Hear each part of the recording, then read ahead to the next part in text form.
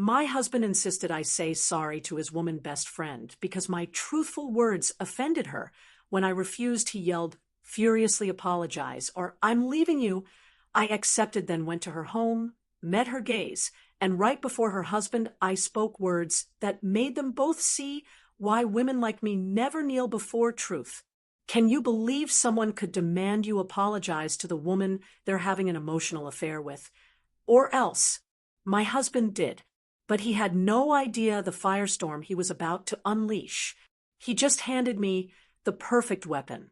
It all started the day Mason stood in our living room, arms crossed, and dropped that bomb. "Apologize to Scarlett, or I'll divorce you." 5 years of marriage, 5 years of building a life together. And he delivered that ultimatum like it was some kind of business negotiation, not a threat to end us. His face had that familiar, cold expression, the one that said I was being unreasonable, jealous, impossible, the one that made me doubt my own sanity even when every fiber of my being screamed that I was right. I just stared at him, this man I'd promised to love and cherish, and realized I didn't recognize him anymore. Or maybe I'd never really known him at all, because the Mason I thought I married wouldn't demand I apologize to his best friend for simply noticing their inappropriate closeness. The Mason I knew wouldn't gaslight me into thinking I was the problem when his emotional affair with Scarlett Pierce was unfolding right under my nose for years. "You want me to apologize to her?" My voice was calm, almost unnervingly so, considering the seismic shift happening inside me. "For what exactly?" His voice rose with each accusation, as if he were the victim here. "For treating her with suspicion and coldness since the day you met her, for making her feel unwelcome in our lives, for being so jealous that you can't accept I have a meaningful friendship outside our marriage. Scarlett's been nothing but kind to you, and you've hurt her feelings with your constant attitude. She deserves an apology, and if you can't give her that, then I don't know if I can stay in this marriage." Something snapped in me at that moment. Not heartbreak, not yet. That would come later. What I felt was absolute clarity, cold, sharp, like a blade. But I'm getting ahead of myself. Let me take you back to the beginning, to when I still believed in the life Mason and I were building. My name is Arya, and for 5 years, I genuinely thought I had a solid marriage. We met at a summer barbecue, one of those perfect July afternoons where anything felt possible. He was by the drink cooler, and when he looked at me, he had this genuine smile that made me forget every play it cool rule. We talked for 3 straight hours, perched on the back porch steps, the party swirling around us. He listened when I talked about graphic design, asked thoughtful questions. He actually paid attention. He remembered how I took my coffee, surprised me with bookstore dates. He made me feel seen. 2 years later, we had our small, intimate wedding in a garden. Mason cried during his vows. My mom pulled me aside and said she'd never seen me happier.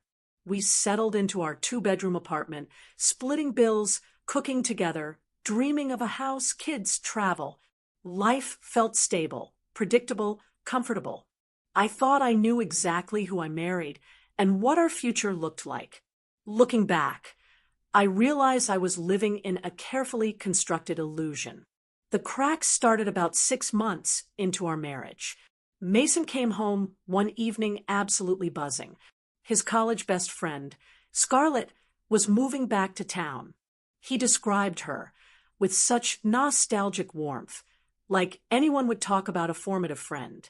Brilliant, charismatic, one of those people who could sell anything. His closest friend in college, part of a tight group that solved the world's problems over late-night talks. I was happy for him. Everyone needs good friends, especially ones from your past. When I finally met Scarlett, she was just as he described. Polished, confident, professionally dressed. That practiced smile, warm but slightly impersonal. She was attractive, clearly invested in her appearance. But what struck me was how she and Mason fell into an easy rhythm. They laughed about professors I'd never met, reminisced about road trips I hadn't been on, finished each other's sentences. I sat there, smiling and nodding, trying to participate, but mostly feeling like an observer, like watching a reunion I wasn't part of. It wasn't hostile, just exclusionary by shared history. Scarlett's husband, Elijah, was there too, a quiet accountant. At one point, while Mason and Scarlett were lost in a shared memory, Elijah caught my eye. We exchanged a brief, understanding look. I didn't fully get it then, but later I'd recognize it as the mutual acknowledgement of our secondary status. The first small boundary violation was so subtle, I almost missed it. A few weeks later, Scarlett started texting Mason during our date nights. The first time at the movies, his phone buzzed. He glanced, typed, put it away. 5 minutes later, it buzzed again. Then again. By the time the film started, they'd exchanged a dozen messages about some work presentation. He'd apologize, promised to put it away, but it kept pulling him like a magnetic force he couldn't resist. This pattern repeated for months. Dinner dates interrupted by texts about difficult clients. Weekend plans disrupted by phone calls about Scarlett's marriage problems. Late evenings on the couch, Mason typing away while we supposedly watched TV. Each time I gently suggested he text her later, he'd look at me with barely concealed disappointment, as if I were failing some fundamental test of understanding. Then came the spare key. Mason gave Scarlett a key to our apartment for emergencies without discussing it with me. I found out when I walked out of my home office one Tuesday afternoon to find Scarlett on our couch, shoes off, completely at home, while Mason made her coffee. She needed our Wi-Fi for a client call. She cheerfully explained, as if this was a recurring thing I should have known about. I stood there, in my own living room, feeling like an intruder. When she left, I asked Mason if we could establish some boundaries. Maybe Scarlett could text before coming over? His response was immediate and defensive. Scarlett's going through a difficult transition, he explained, with exaggerated patience. New city, struggling marriage, high-pressure job. Real friends show up for each other without conditions. Are you really going to be the kind of person who puts convenience over compassion? That conversation became the template for dozens more. Every time I tried to set a boundary, Mason reframed it as me being unwelcoming, jealous, unable to handle his friendships. I started second-guessing my instincts. Was I possessive? Unreasonable? Maybe this was what mature adult friendships looked like, and I was just too insecure. Our 5th anniversary arrived, a Tuesday in late September. I'd made reservations 2 months in advance at Meridian, an elegant downtown restaurant. I wore the emerald dress he'd once said made my eyes look like sea glass. I'd planned everything. Dinner, a walk along the river walk where we'd had our first real conversations, then home where a leather-bound photo album I'd commissioned was waiting, documenting our journey. We made it halfway through appetizers before Mason's phone started buzzing. Once, twice, 5 times. Each notification chipped away at his presence, until he was barely there, his eyes glued to the screen, while I watched myself become invisible in real time. That's when I said it. Mason, it's our anniversary. He looked up, genuinely confused, and said, Scarlett's having a crisis. I'm just letting her know she's not alone. But I was alone, sitting across from my husband at an expensive restaurant on what should have been one of the most important nights of our year, while he provided emotional support to another woman. The irony was suffocating, bitter in my mouth, mixing with food I could barely swallow. That night, lying in bed while Mason slept peacefully beside me, I finally admitted it, what I'd been avoiding for months. My marriage had 3 people in it, and I was the least important one. 3 months passed after that anniversary dinner. 3 months of me trying to convince myself I was overreacting. That Mason's relationship with Scarlett was just an unusually close friendship. That my discomfort was my issue. 3 months of swallowing my instincts and forcing smiles while Scarlett continued to use her spare key to drop by unannounced, and Mason continued prioritizing her texts over our conversations. Then my laptop died. A Wednesday morning in early December, right in the middle of a critical client project. The screen went black. Deadline. End of business day. 6 hours to finish. Panic. I needed my files. Mason's laptop was in his home office. He'd told me a dozen times I could use it, that we had no secrets, that what was his was mine. I grabbed it, logged into my cloud storage, dove back into work. About an hour in, I realized I needed our tax documents to verify some business expense categories. Mason kept all our financial documents organized on his laptop. I opened his file explorer and navigated to where he usually kept shared files. That's when I saw it, buried among work files and random downloads, in a way that suggested it was deliberately hidden, but not quite well enough. A folder labeled Personal Private. Something about those two words together made my stomach clench. Mason and I didn't keep secrets. We operated on openness. Or so I believed. So why a private folder on a laptop, he'd said, I could use freely? My hands trembled. Part of me knew I should close the laptop, ask him later. Part of me hoped for something innocent, maybe a surprise birthday plan.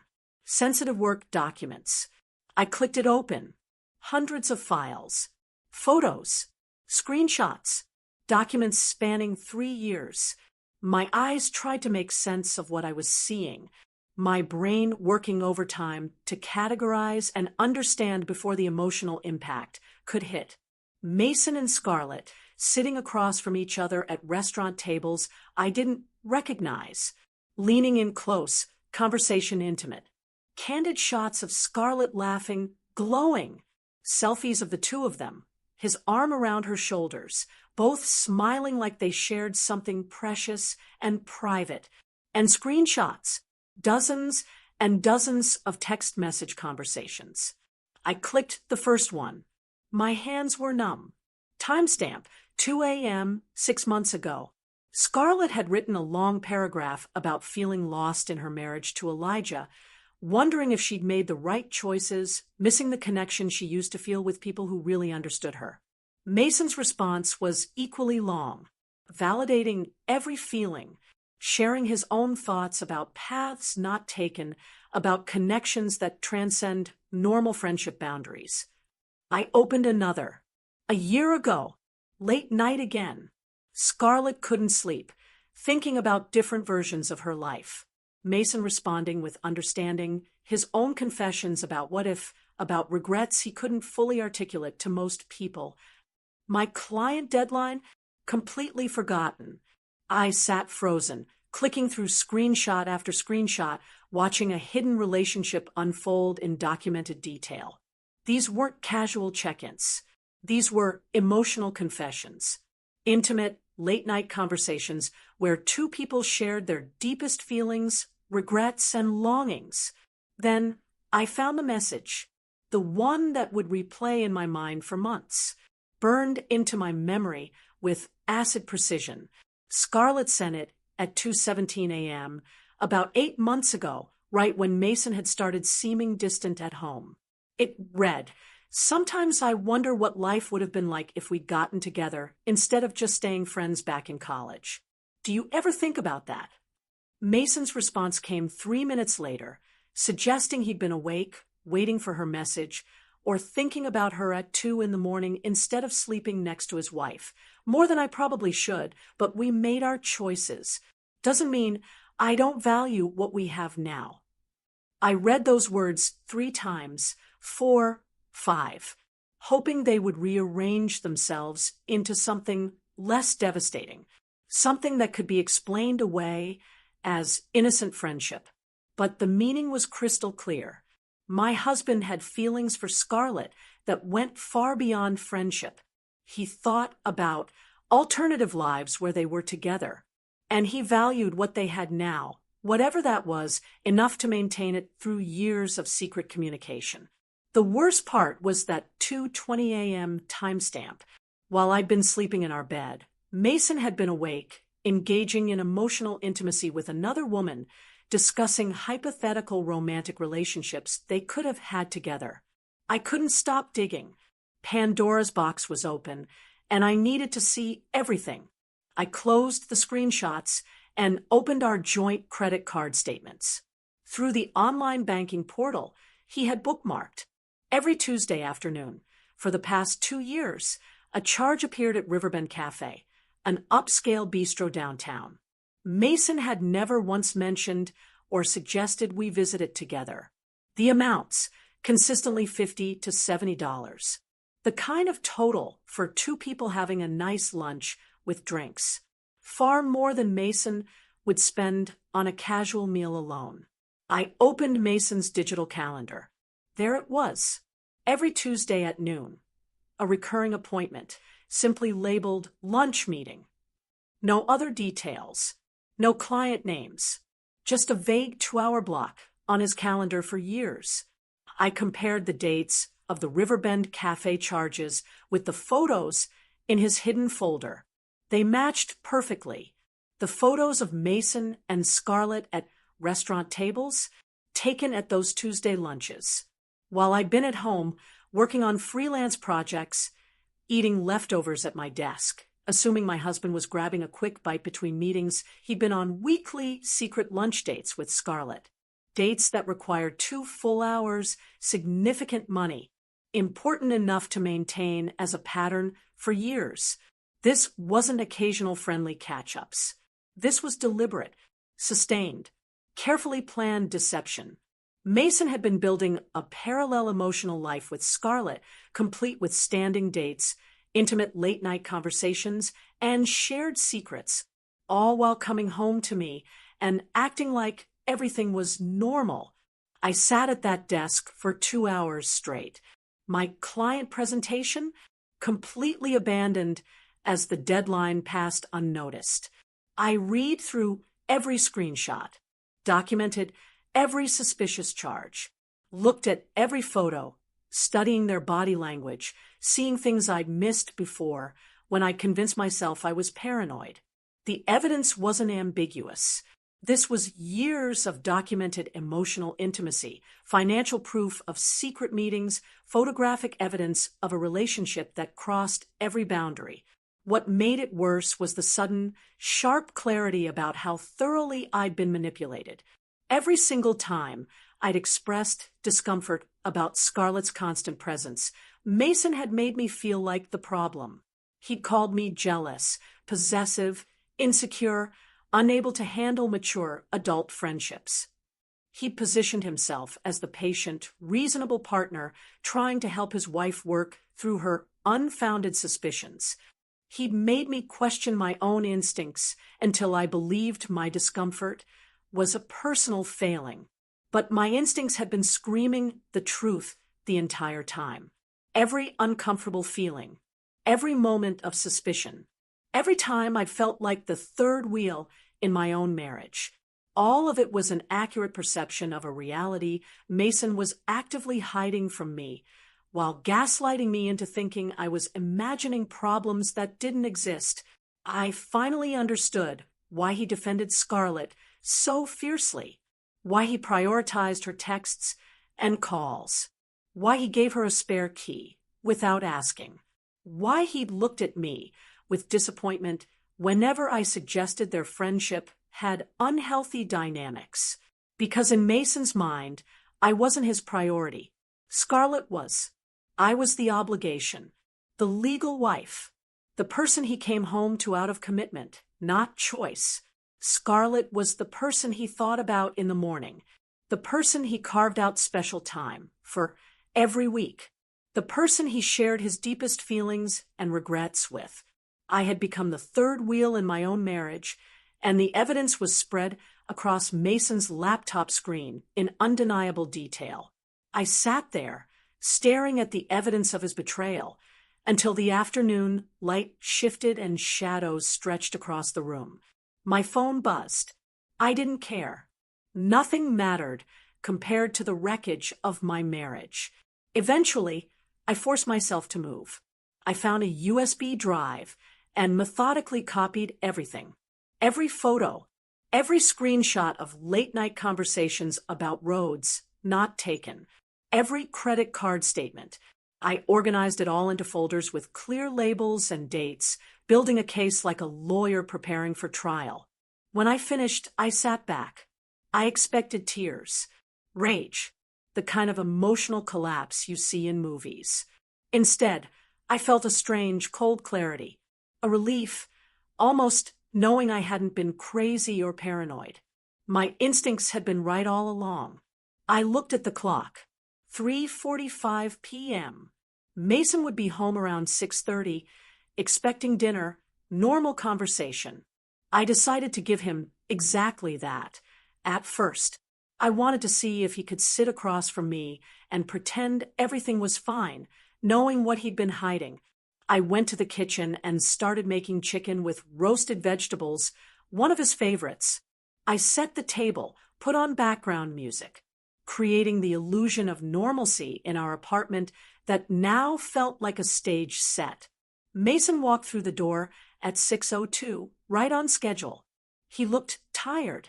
He smiled when he saw me, kissed my cheek. "Something smells good," he said, already heading to change. "Rough day with that client presentation?" "My laptop crashed this morning," I replied, my voice steady. "A lifetime ago." He didn't know I'd spent the day discovering his emotional affair. You could say that. I let him decompress for 15 minutes, long enough for him to change, pour himself wine, settle on the couch with his phone. I watched him scroll through messages, probably texting Scarlett, completely oblivious to what was coming. Then I walked over. His laptop was already open to that hidden folder. I sat down in the armchair across from him, the coffee table between us like a barrier. I turned the screen so he could see it clearly. "What is this?" I asked, the simplest question I could formulate. He looked up from his phone, confusion crossing his face. Then recognition hit. His eyes widened. His mouth opened, but no words came out. For 3 seconds, panic flashed across his features, raw and unguarded. Then it was gone, replaced by something harder. Defensiveness. "You went through my private files?"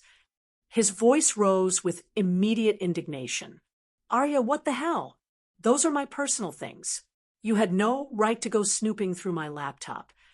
The audacity. He wasn't denying what was in the folder. He wasn't apologizing. His first instinct was to make me the villain. "I was using your laptop because mine crashed during a work deadline," I said, my voice calm. "I needed to access our tax documents, and I found a folder labeled private that contained evidence of a years-long emotional affair with Scarlett. So yes, I looked, and now I'm asking you to explain it." He set down his wine glass with a thud. "There's nothing to explain. You're misinterpreting a friendship because you've never been able to handle me being close with Scarlett. This is exactly the kind of jealous behavior I've been trying to be patient with for months." Something cold settled in my chest. He was actually going to try to gaslight me with the evidence sitting right there between us. "Mason, I read the text messages. I saw the photos from your secret Tuesday lunch dates. I found the credit card charges at Riverbend Cafe every single week for 2 years. This isn't me misinterpreting friendship. This is you having an emotional affair and lying about it. It's not an affair." He stood up, pacing, his voice taking on that exasperated tone he used when explaining something he thought should be obvious.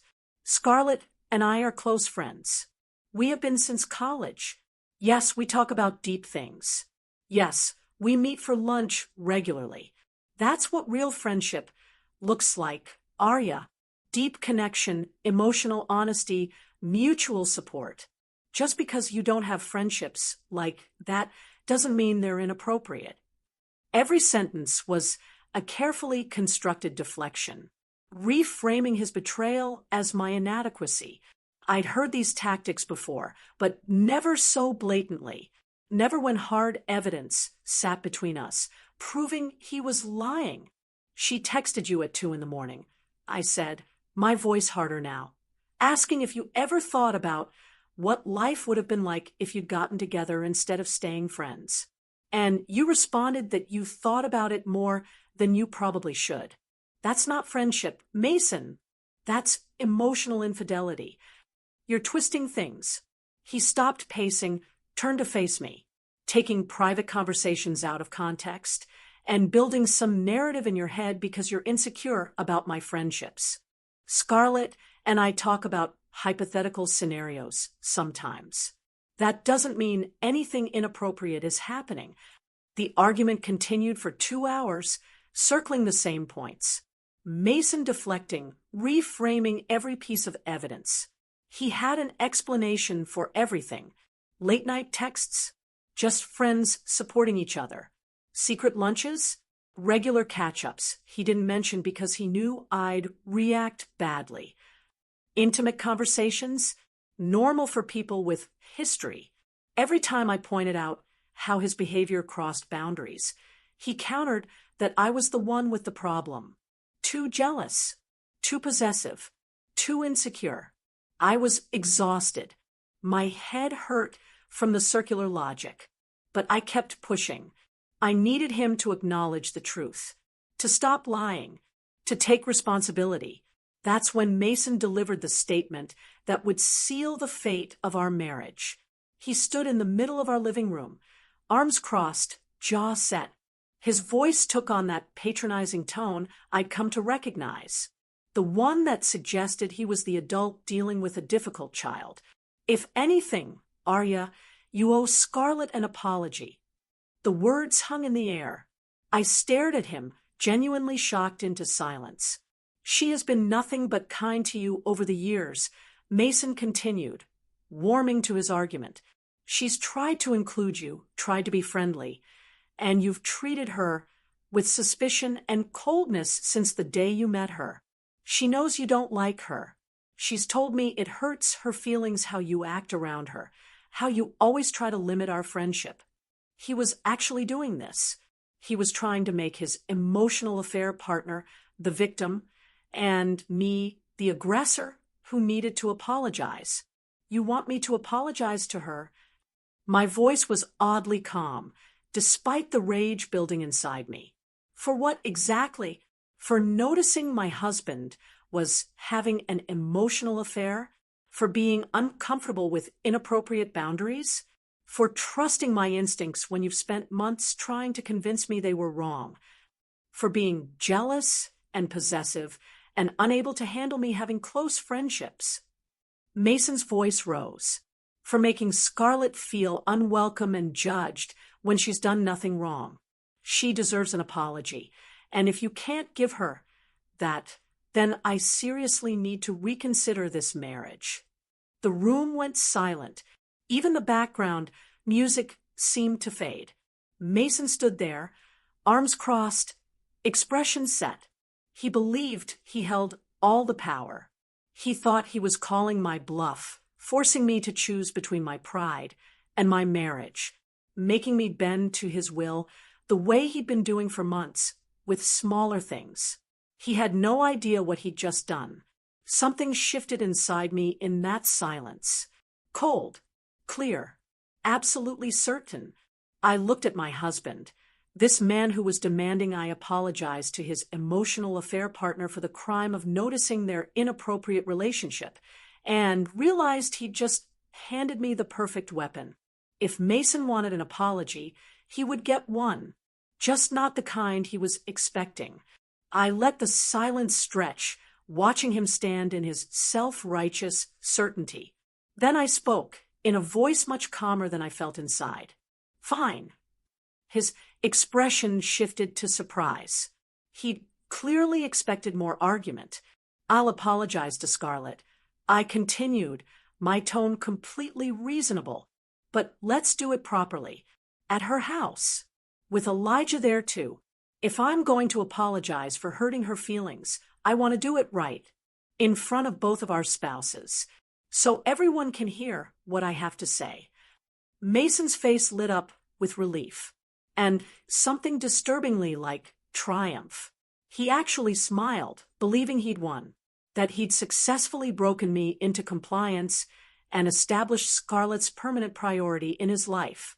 Really? You'll do that? His voice was eager now, pleased with himself. Absolutely, I said. Schedule it for this Saturday evening. I want to make sure everyone's there. I'll prepare what I want to say. Mason nodded enthusiastically, already pulling out his phone to text Scarlett. I watched him type, watched his face relax for the first time all evening, and felt absolutely nothing but cold clarity. He had no idea what I was actually planning, no comprehension that he'd just arranged the perfect stage for me to detonate the truth in front of everyone who needed to hear it. Mason spent the rest of that evening texting Scarlett, his face glowing with satisfaction. I watched him from across the room, this man who believed he'd just won some significant victory, and felt nothing but cold determination settling deeper into my bones. The next morning, Thursday, I woke up with absolute clarity. Mason left for work, kissing my forehead, reminding me to think about what I wanted to say in my apology. The moment his car pulled out of the parking lot, I returned to his laptop. I spent 3 hours methodically documenting everything, detailed screenshots of every damaging conversation, organized chronologically. The early messages from 3 years ago were friendly enough, but then they shifted gradually into something deeper, more intimate, crossing boundaries in increments so small that maybe Mason had convinced himself each individual step was innocent. By the second year, Scarlett was texting him late at night about feeling disconnected from Elijah, about missing the kind of emotional intimacy she used to have. Mason responded with paragraphs validating every feeling, sharing his own struggles with feeling truly seen. They started using pet names, saying things like, "You always know exactly what I need to hear," and "I don't know what I'd do without you." I organized all of it into folders labeled by year and month, creating a timeline that would be impossible to dismiss or explain away. Then I compiled the financial evidence, our joint credit card statements, highlighting every Tuesday lunch charge at Riverbend Cafe for the past 2 years. I calculated the total, over $7,000, on meals with another woman while we'd been supposedly saving for a house down payment. Then I found something that made my stomach turn in a different way. Buried in Mason's email inbox were receipts for gifts he'd purchased for Scarlett, a designer silk scarf from Nordstrom for her birthday last year, $250, an expensive bottle of French wine for her promotion 6 months ago, $180, flowers delivered to her pharmaceutical sales office when she closed a major deal, $75 with a card that read, "Always knew you could do it. So proud of you." These weren't casual friend gestures. These were the kinds of gifts you bought for someone you were romantically involved with, someone whose achievements and milestones mattered deeply to you. The card messages crossed every professional and platonic boundary. I printed everything, created digital backups in 3 separate cloud storage accounts Mason didn't have access to, even saved copies to 2 different USB drives I hid in separate locations. I wasn't taking any chances. By Thursday afternoon, I had built an airtight case, but I still had one more thing to do, something that required courage I wasn't entirely sure I possessed. I needed to call Elijah Pierce. I sat at our kitchen table, staring at my phone for 10 minutes.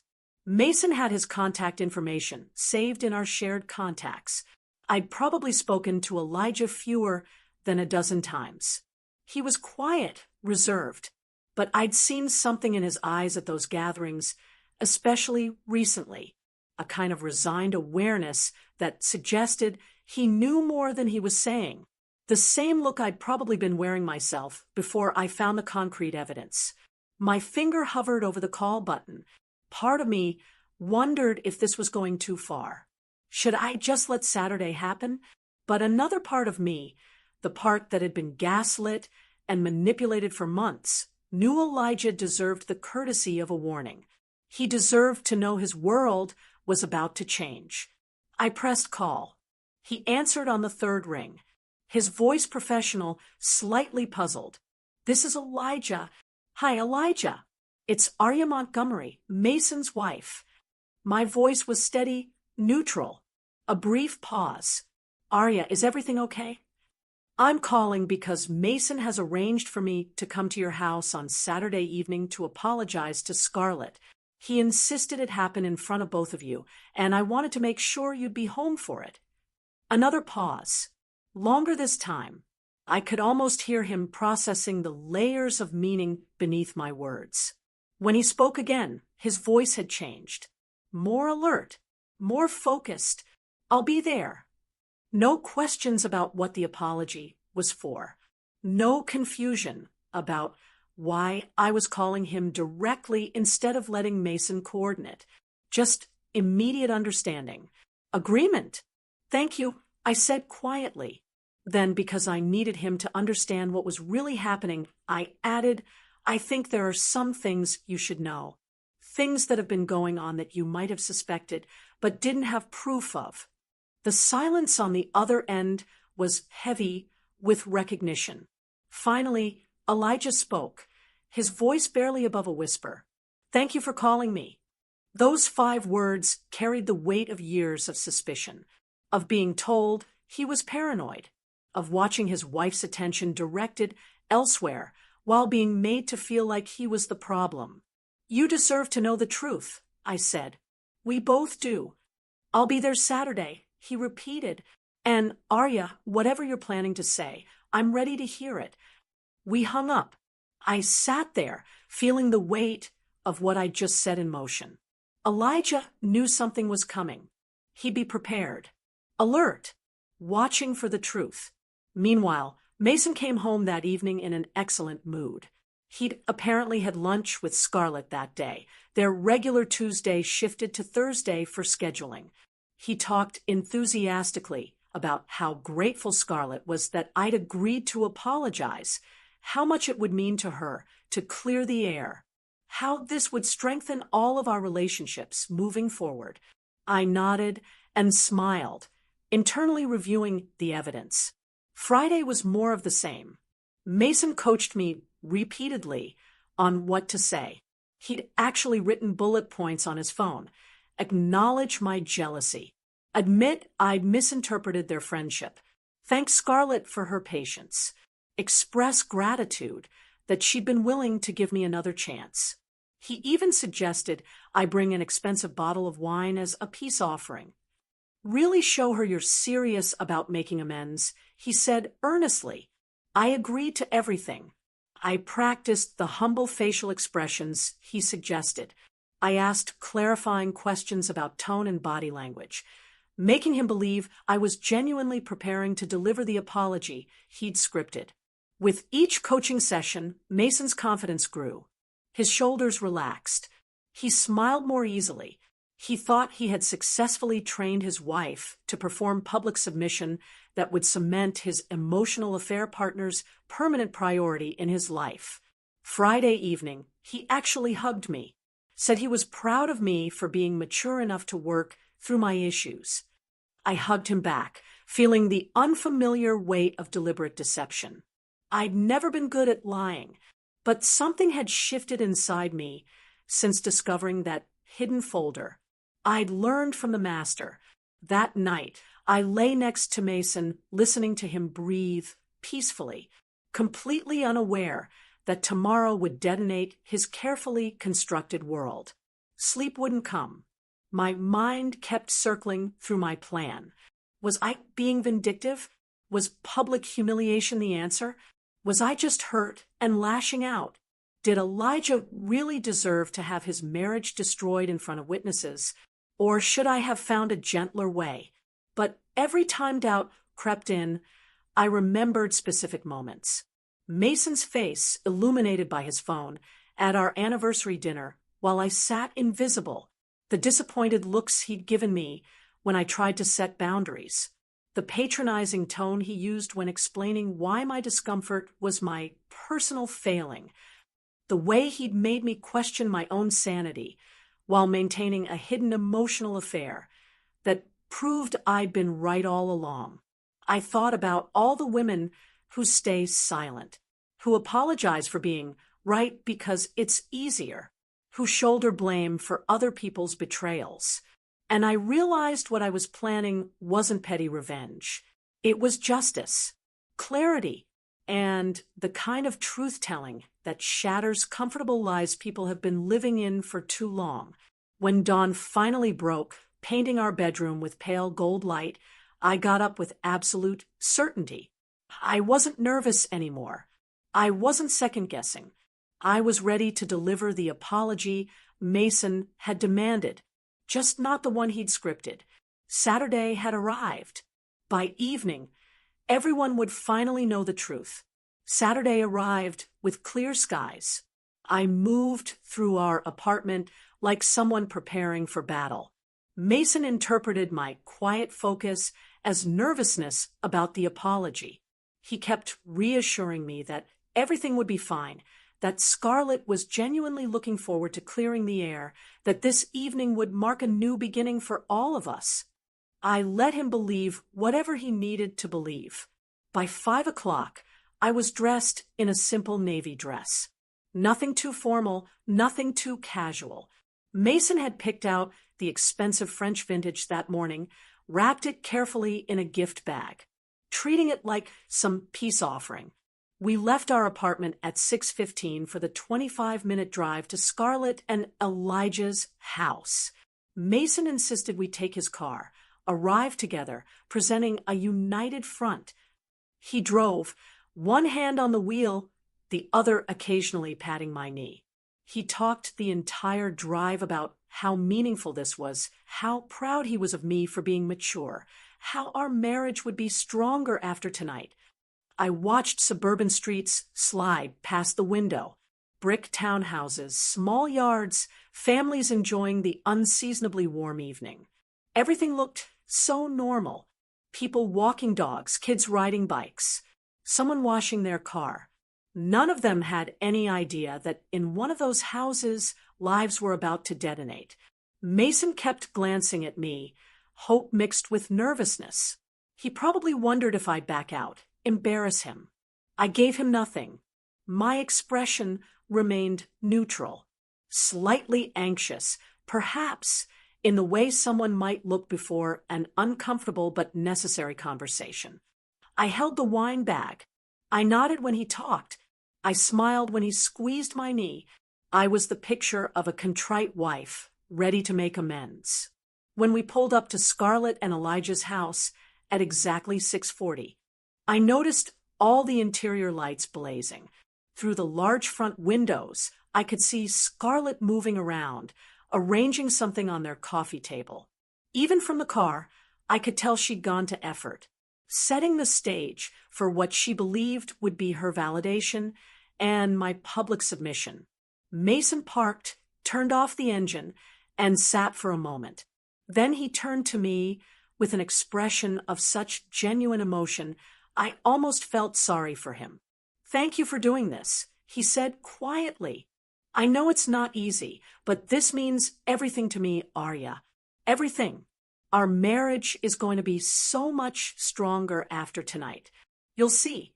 I looked at my husband, this man who had gaslit me for months, who had demanded I apologize to his affair partner, who genuinely believed this evening would strengthen our marriage by cementing another woman's permanent priority in his life.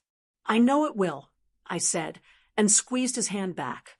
That was the last moment Mason would look at me with trust or affection, though he didn't know it yet. We walked to the front door together, Mason carrying the wine. He rang the doorbell, though we could see Scarlett already heading towards us.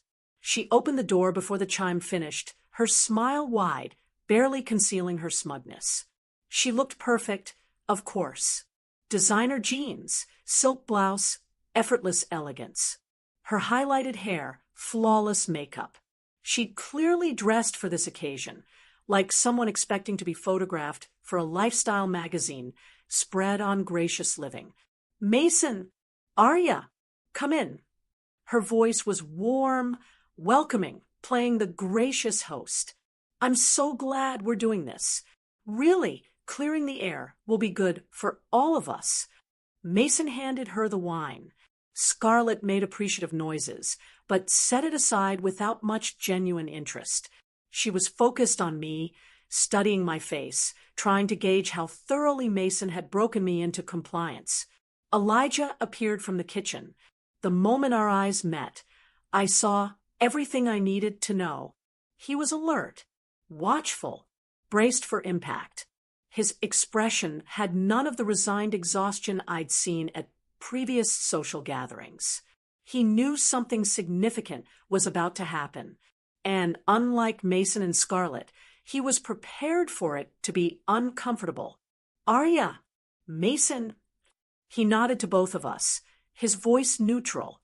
Then his eyes found mine again, for just a fraction of a second, and I saw acknowledgement, recognition, maybe even gratitude. We all moved into the living room, according to some unspoken choreography. Scarlett and Elijah settled onto their gray sectional. Mason and I took matching armchairs across from them, a glass coffee table creating a barrier. The coffee table held wine glasses, a cheese board, small plates arranged just so. Scarlett had clearly staged the scene, creating the perfect setting for receiving an apology that would validate years of boundary violations. The room felt theatrical under the bright lighting, like we were actors given scripts, except only I knew what the real plot was about to be. Mason settled into his chair, gave me an encouraging nod. His expression radiated barely contained excitement, mixed with relief. He thought he'd won. Scarlett folded her hands in her lap, gracious expectation, her posture perfect, her expression carefully arranged into magnanimous forgiveness. She was ready to receive my contrition. Elijah leaned back, slightly, arms crossed, loosely, watching everything with focused intensity. He was the only person in that room, besides me, who understood that something was about to shift. I took a deliberate breath, set my wine glass on the coffee table. The sound of glass meeting would seem unnaturally loud in the expectant silence. I looked directly at Scarlett, held her gaze, and began speaking in a voice that was calm, measured, and gave nothing away. "Scarlett, I want to start by saying that Mason was absolutely right." I paused, letting those words settle, watching her smile widen slightly with validation. "I do owe you an apology." Another pause. Scarlett's posture relaxed. Mason's face lit up with relief.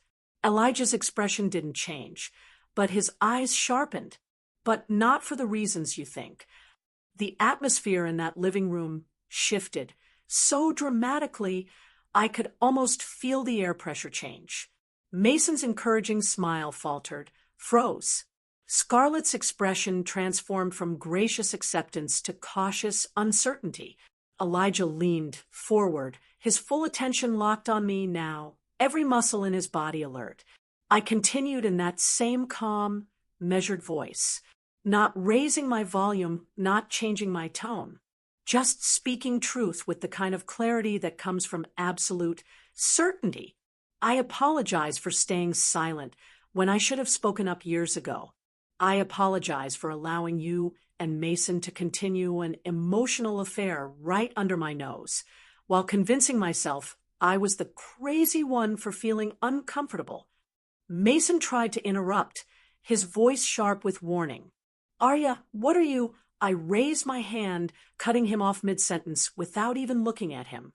My eyes stayed locked on Scarlett's face, watching her carefully constructed facade begin to crack. "Let me finish. You demanded an apology. I'm giving you one. I turned my attention to Elijah, whose face had gone completely still. I pulled out my phone, hands steady despite everything, opened the folder I'd so carefully organized, and began speaking in that same measured tone. I apologized to Elijah, actually, because he deserved to know the truth about his wife long before tonight. For the past 3 years, Mason and Scarlett have been meeting every Tuesday for secret lunch dates at Riverbend Cafe. They've been having late-night text conversations about alternative life choices they wish they'd made together, about intimate regrets and emotional connections that cross every boundary a married person should respect. I handed my phone directly to Elijah, watching his face as he took it with trembling hands. His eyes moved across the screen, reading the first message, then scrolling to the next. The color drained from his face so completely, he looked like he might be sick. But his hands kept moving, kept scrolling, methodically reviewing every piece of evidence I'd compiled. Mason was on his feet now, his voice rising with panic. Elijah, don't listen to this. She's taking things completely out of context. You know how Arya gets about my friendship with Scarlett? She's always been jealous, and now she's trying to destroy. How long? Elijah's voice cut through Mason's explanation like a blade through paper. He didn't raise his volume. He didn't need to. The coldness in those 2 words silenced everything else. He was still looking at my phone, scrolling, but his question was directed at Scarlett with absolute precision. The room fell into a silence so complete I could hear someone's watch ticking. Scarlett's mouth opened and closed several times. Her perfectly composed expression had cracked completely. Tears formed in her carefully made-up eyes. She tried the reflexive denial first, her voice shaking. It's not what it looks like. Mason and I are just close friends. We've always been close. There's nothing physical between us. Nothing inappropriate has actually happened. Elijah finally looked up from my phone. The expression on his face made even me take a step back. It wasn't rage, exactly, though that was there. It was something colder and more devastating. Recognition, vindication, years of suppressed suspicion, finally given permission to surface. I didn't ask if you slept with him, Elijah said, his voice still controlled, but carrying an undercurrent of fury that was more frightening than shouting would have been. I asked how long you've been having an emotional affair with Mason, while making me feel crazy for noticing. The parallel to my own experience was so perfect, it felt orchestrated. We had both been living the same nightmare of gaslighting and manipulation, just from different angles and different marriages. Both told we were paranoid, insecure, or unable to handle mature adult friendships. Both made to feel like the problem while our spouses maintained an inappropriate relationship right in front of us. Scarlett's carefully maintained facade shattered completely. Tears spilled down her cheeks, ruining her perfect makeup. Elijah, please, you're misunderstanding. We never meant for anything to 3 years. Elijah's voice was flat, reading from the timestamps on her phone. According to these messages, this has been going on for at least 3 years. 3 years of secret lunches. 3 years of late-night conversations about regretting your life choices. 3 years of you telling him things you never told me. He scrolled further, his jaw tightening. Here's one from 8 months ago where Scarlett asks Mason if he ever thinks about what life would have been like if he'd gotten together instead of staying friends. And Mason responds that he thinks about it more than he probably should. Mason had found his voice again, but instead of apologizing or acknowledging the truth, he went straight into damage control. He was standing now, his face flushed with a mixture of anger and humiliation, pointing at me like I was the one who had committed some unforgivable betrayal. Arya, you're destroying everything. This isn't what I meant when I asked you to apologize. You twisted what I asked you to do. You've taken private conversations completely out of context, and you're using them as weapons to hurt people who've done nothing wrong. His voice cracked with desperation, trying to reframe the entire situation, trying to make my truth-telling seem like manipulation or revenge rather than simple honesty.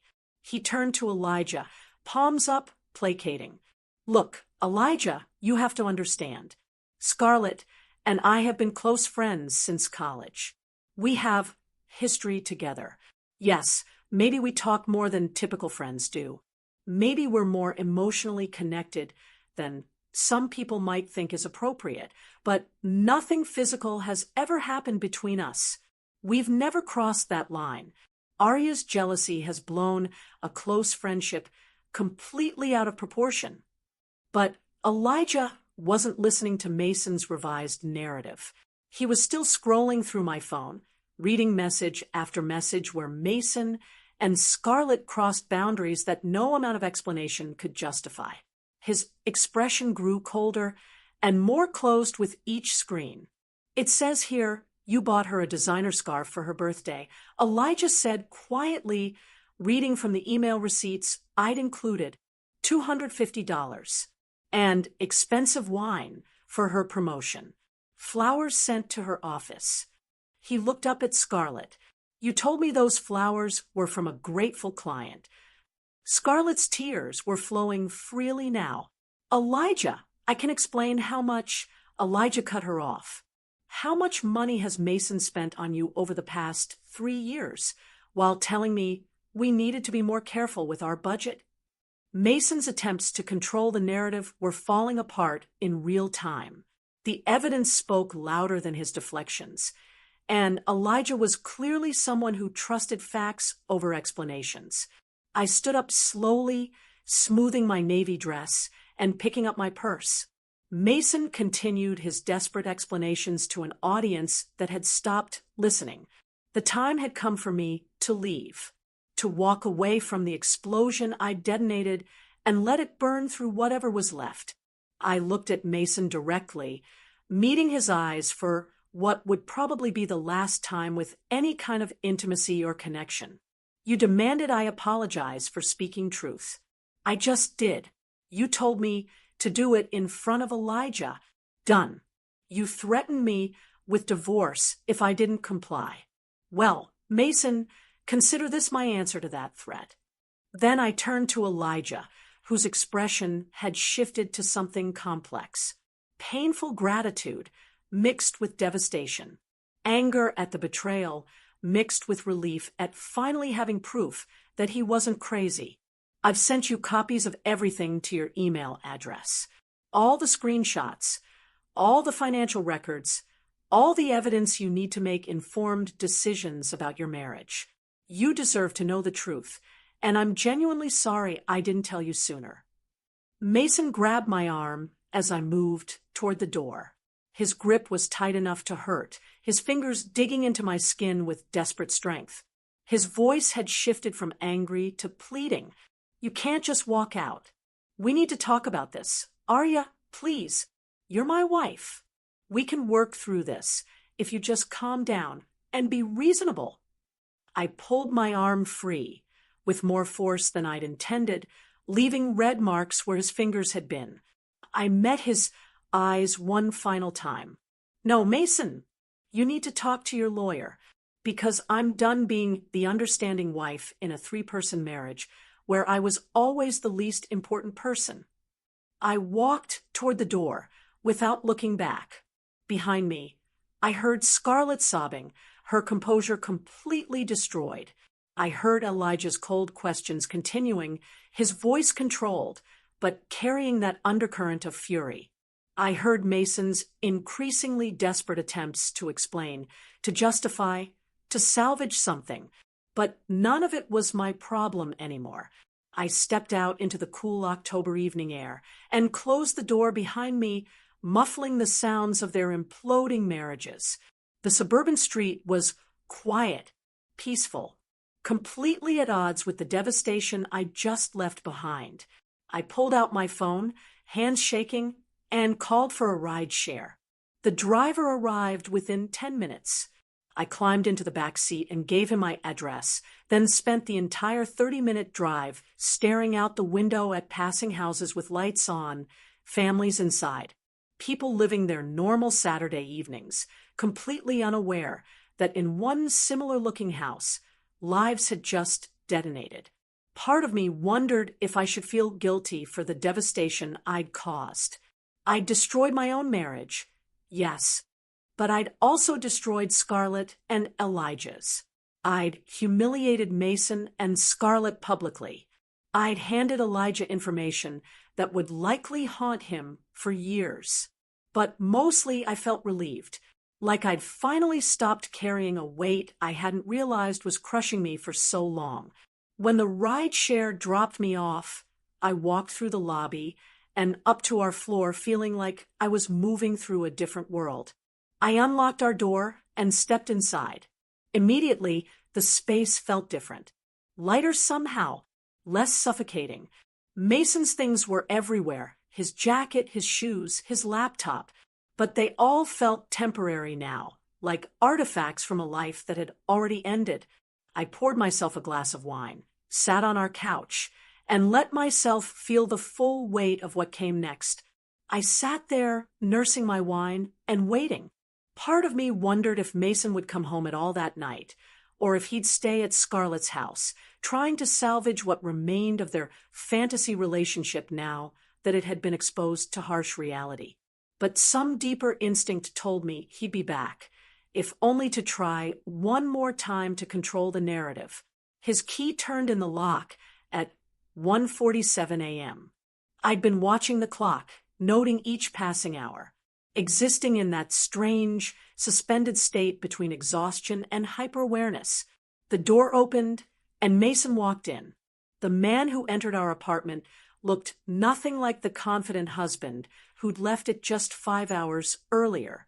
His face was ravaged, eyes red and swollen from what must have been crying, though I'd never seen Mason cry except at our wedding. His hair stood up where he'd been running his hands through it. His shirt wrinkled, partially untucked. He looked like someone who'd aged a decade in an evening.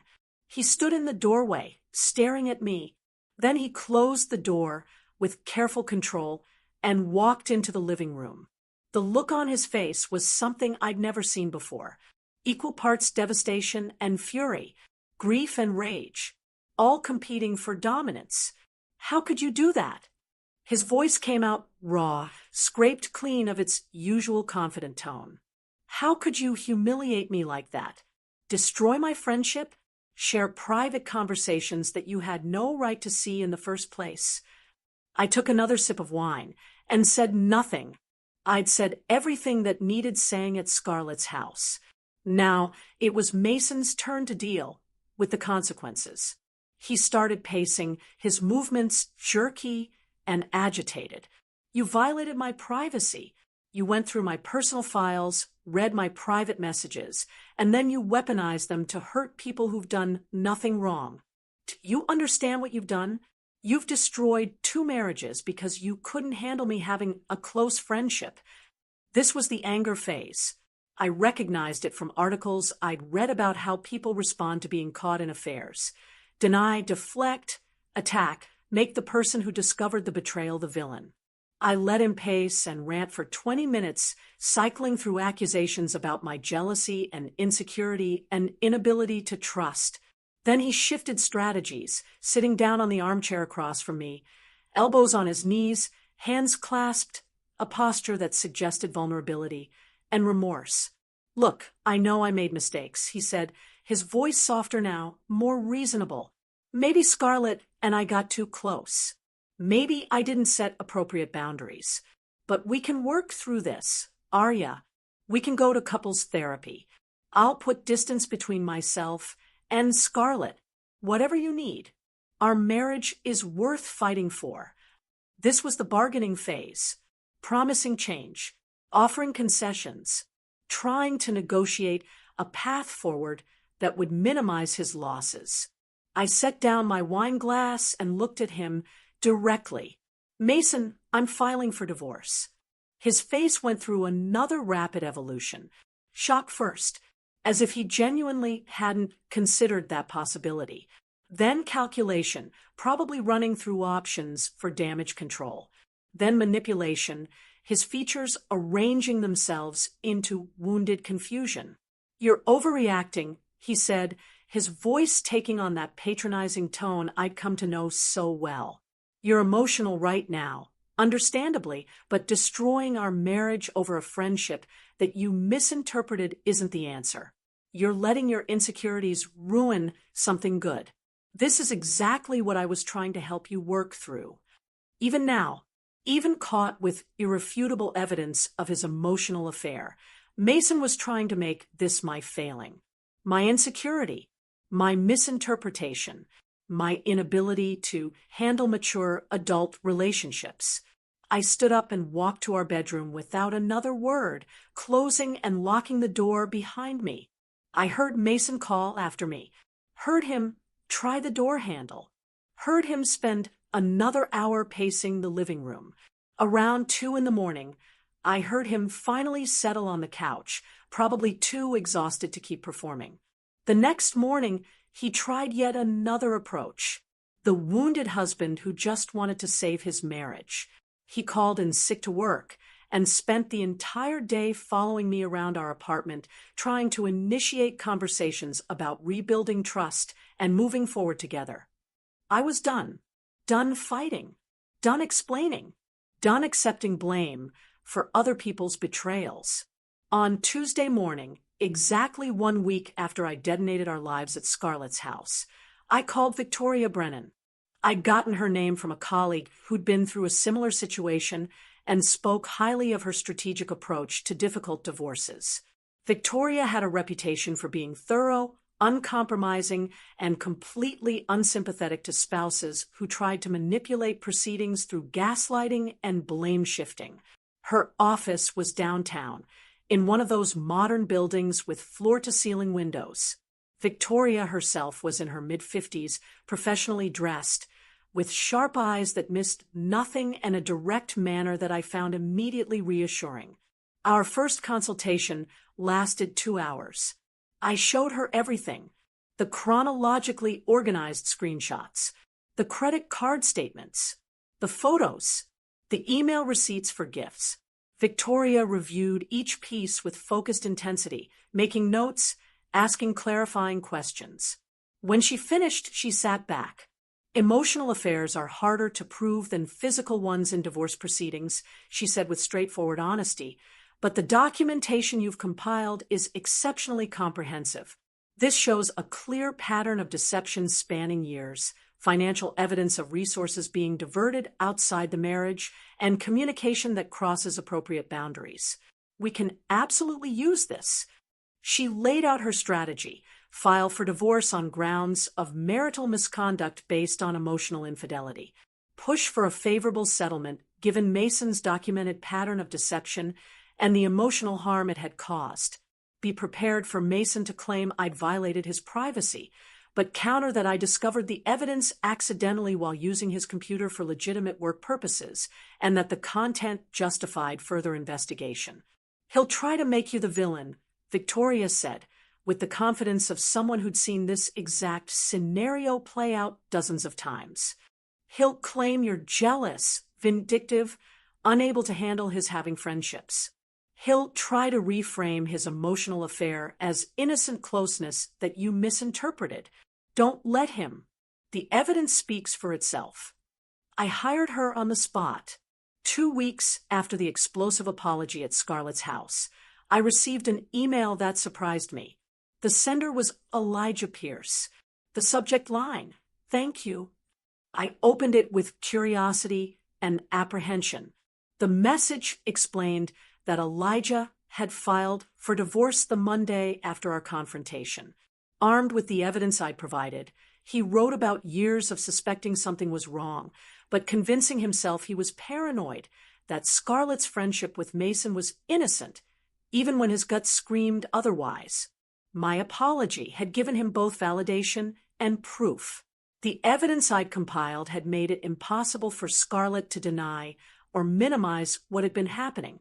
He asked if we could meet for coffee sometime, carefully clarifying that it wasn't anything romantic or complicated. He just wanted to talk with someone who understood exactly what it felt like to be the third priority in your own marriage, to be gaslit into doubting your own perceptions while your spouse maintained an inappropriate relationship right in front of you. I agreed. We met at a small cafe downtown on a Wednesday afternoon. Elijah looked different than I'd ever seen him. The resigned exhaustion that had always characterized his expression at parties was gone, replaced by something more solid, more present. He looked like someone who'd finally stopped carrying a weight he'd been bearing for too long. Our conversation flowed easily. There was no need for pretense. We'd both already seen each other at our worst moments, both been publicly humiliated in the same living room, both discovered that our instincts had been right all along. Elijah told me about years of watching Scarlett's face light up when Mason called or texted about expressing discomfort with their friendship, and being told he was too sensitive, too jealous, unable to handle mature adult relationships, about the slow erosion of trust that happens when someone constantly makes you doubt your own perceptions while maintaining that you're the one with the problem. It was like listening to my own experiences reflected back at me from a different angle. We'd been living parallel nightmares. Through mutual friends and occasional social media observations over the following months, I learned that Mason and Scarlett tried to make a real relationship work after both divorces were set in motion. The predictability of it was almost funny. Once their connection was no longer forbidden or secret, once they had to deal with actual relationship logistics instead of stolen emotional moments and late-night texts, the fantasy collapsed under the weight of mundane reality. They lasted exactly 4 months. Mutual friends reported growing tensions almost immediately. Scarlett apparently struggled with Mason's financial situation after divorce settlements left him stretched thin. Mason discovered that Scarlett's constant need for attention and validation, which had seemed endearing when directed at him from a distance through carefully curated messages, became exhausting when it was his full-time responsibility to manage. The relationship that had seemed so special and deep when conducted through text messages and secret lunches turned out to be mostly illusion when forced into daily existence. They broke up quietly, without the dramatic explosion that had marked the end of their marriages. Just a sad fizzle that proved what I'd suspected all along. What they had wasn't love or deep connection. It was the thrill of emotional affairs and the validation of being someone's secret priority. The knowledge that Mason and Scarlett's relationship had imploded so spectacularly after everything they'd risked gave me a strange sense of closure. Not satisfaction, exactly, though there was an element of vindication. More like a confirmation that my instincts had been correct all along. What they'd had wasn't the deep, transcendent connection Mason had defended so fiercely. It was fantasy and escapism dressed up as friendship, and it couldn't survive exposure to ordinary reality. 6 months after that explosive Saturday night at Scarlett's house, I sat in Victoria's downtown office signing the final divorce papers. The afternoon sun streamed through those floor-to-ceiling windows. Victoria had negotiated a settlement that was more favorable than I'd expected. Mason agreed to split our savings evenly, let me keep the apartment, and even pay half my legal fees. Victoria suspected his unusual generosity stemmed from wanting to end proceedings quickly before more details of his relationship with Scarlett became public record. His colleagues and family were already asking uncomfortable questions. Prolonging the divorce would only invite more scrutiny he couldn't afford. I signed my name on page after page, watching my signature legally transform me back into just Arya Montgomery. No hyphenated name, no legal ties to Mason remaining except these final documents that would be filed away. Each signature felt like closing a door that I'd been trying to shut for months, but kept getting wedged open by Mason's attempts at reconciliation and manipulation. When I signed the last page, Victoria smiled and extended her hand. "Congratulations," she said. "You're officially divorced." I shook her hand, gathered my copies, and walked out, carrying a folder that officially ended one chapter of my life and began another. I'd expected this moment to feel heavier, sadder. I'd expected at least some echo of grief for the marriage I believed in, the future I'd planned, the love I'd thought we shared. Instead, I felt lighter than I had in years, like I'd finally removed a heavy winter coat I'd been wearing for so long I'd forgotten what it felt like to move freely. The afternoon sun seemed brighter as I walked to my car, warmer on my skin, carrying the kind of promise that comes with genuine new beginnings. My weekly coffee meetings with Elijah had continued throughout the divorce proceedings. What started as mutual support between two people who'd survived similar betrayals gradually evolved into something more complicated and interesting. We met every Wednesday afternoon at the same downtown cafe. At first, our conversations centered on processing the trauma. We compared notes on gaslighting tactics, traded stories about red flags we'd ignored, and found comfort in being understood by someone who'd lived through the same specific nightmare. But somewhere around the third month, our conversations shifted. We talked less about past pain and more about present lives and future possibilities. Elijah mentioned a promotion at his accounting firm. I talked about a freelance design client who gave me creative freedom I hadn't experienced in years. We discovered shared interests that had nothing to do with our failed marriages: old black and white films, slightly difficult hiking trails that rewarded you with solitude, quiet mornings where silence felt comfortable instead of awkward. One Wednesday afternoon in early spring, Elijah suggested we meet for dinner instead of coffee. Something about the way he asked made it clear this was a different kind of invitation, a shift from friendly support to something more intentional. "There's a new Italian place that opened downtown," he said, a hint of nervousness in his voice I found endearing. "I thought maybe we could try it together, if you're interested." I looked at this quiet man who'd survived the same betrayal I had, who understood, without explanation, what it felt like to be gaslit and manipulated by someone you trusted. We were both gun-shy, both carrying damage that would take time to heal. But we built something honest between us over these months of Wednesday afternoon conversations. A foundation based on truth instead of illusion, on genuine understanding instead of fantasy. "I'd like that," I said. We took things slowly, both aware that trust rebuilds gradually after being thoroughly demolished. But the foundation felt different this time, solid in ways my marriage to Mason never had been. I ran into Mason unexpectedly on a Saturday afternoon, about 8 months after our divorce was finalized. I was in the grocery store produce section, reaching for organic apples, when another hand reached for the same bag.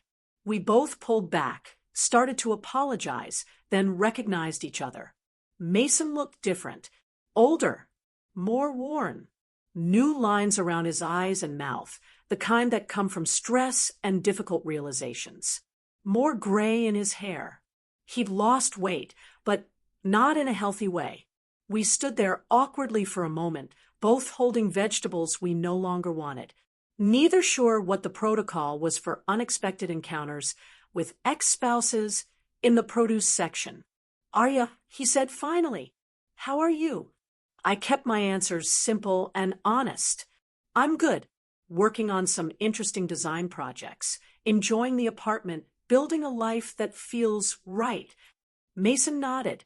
Something that might have been genuine happiness crossed his face. "I'm glad you're doing well." He looked like he wanted to say something more significant, wrestling with words. Finally, he spoke, quietly, almost too soft for me to hear over the ambient grocery store noise. "I made mistakes. A lot of them. I handled our marriage poorly. I wish I'd listened when you tried to tell me the truth about my relationship with Scarlett. The apology was real. I could hear that. But it came far too late to change anything between us. Some things can't be unsaid. Some damage can't be undone. I appreciated the acknowledgement, but felt nothing beyond that. No anger anymore. No hurt. Just recognition that this was a person I used to know who taught me important lessons about boundaries and self-trust. I appreciate you saying that. I replied. There was a pause. Then I asked because some part of me was curious about how their story ended. How's Scarlett? Mason's expression closed off immediately. His face shut down in a way that told me everything I needed to know before he spoke. We broke up months ago. Turns out what we had didn't translate well into an actual relationship. Once it wasn't secret anymore. He laughed without humor. I'm living in a studio apartment across town, working through my own process of figuring out who I am outside the fantasy I'd been maintaining. We parted cordially after that, both of us aware that some bridges once burned can never be rebuilt. They can only be acknowledged as part of the landscape that shaped us into whoever we become next. Today, I live in an apartment that no longer carries any trace of Mason or our marriage. I redecorated completely, erasing visual reminders and replacing them with choices that reflect only my taste. The bookshelves hold novels I want to read. The walls feature artwork that speaks to me. The furniture is arranged for my comfort, not to impress dinner guests.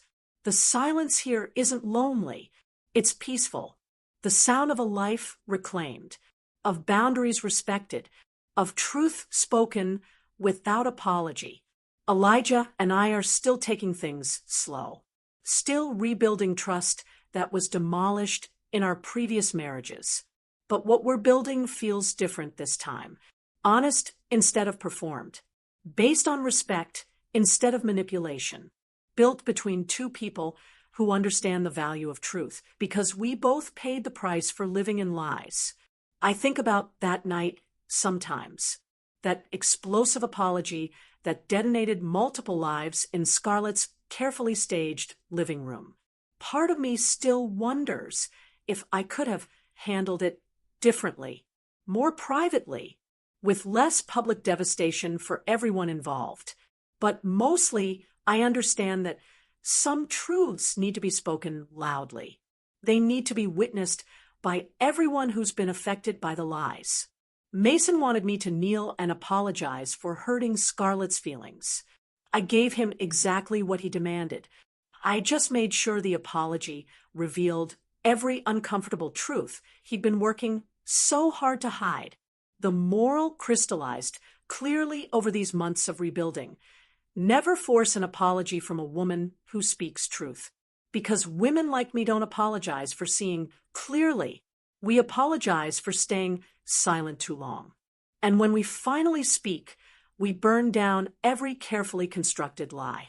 Mason learned too late that forcing someone to apologize is only a victory if you control what they're apologizing for. I didn't bow for truth. I weaponized it. And in doing so, I reclaimed my life, my dignity, and my understanding that sometimes the most powerful thing a woman can do is refuse to pretend anymore. The silence I live in now isn't the silence of submission. It's the silence of peace that comes after you finally stop carrying other people's lies and start living in the clear, bright light of your own truth. If this story of calculated truth and powerful comeuppance resonated with you, hit that like button. My favorite part was when I delivered that apology, revealing every hidden truth about Mason and Scarlett's emotional affair in front of both spouses. What was your favorite moment? Tell me what you think in the comments below. I really want to know.